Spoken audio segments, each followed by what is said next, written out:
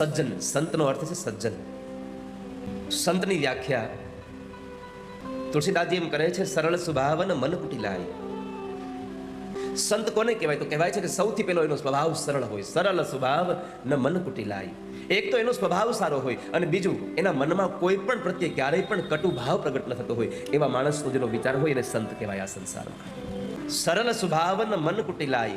અને સાધુનો સૌથી મોટો જો ગુણધર્મ હોય તો છે જથા લાભ સંતોષ સદાય. મને ભગવાને જે આપ્યું છે એમાં મને બસ સંતોષ થાય છે, બસ એનો સૌથી મોટો ગુણ છે. પ્રભુએ જે આપ્યું તે. ઘણા ઘણા સંતો કેવા હોય ખબર છે?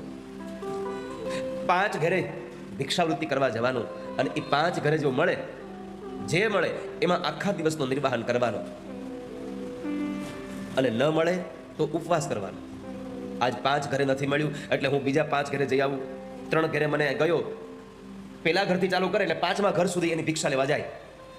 પેલા ઘરે ભિક્ષા લેવા ગયા, બીજા ઘરે ભિક્ષા લેવા ગયા અને પછીનું 3જું અને 4થું ઘર તાળું માર્યું છે તો એવું નહીં ગણવાનું 2 આગળ હતા, 2 બંધ છે એટલે બીજા 2 ના, એ 2 ગયા પછીનું 5મું ઘર સીધું એનું છેલ્લું ઘર થઈ જાય. આના આશ્રમમાં રહેતા જીવોને જમાડે, પોતાના આશ્રમમાં આવતા અભ્યાગતોને જમાડે અને એમાંથી પછી જો કાંઈ વધે તો પોતે જમે.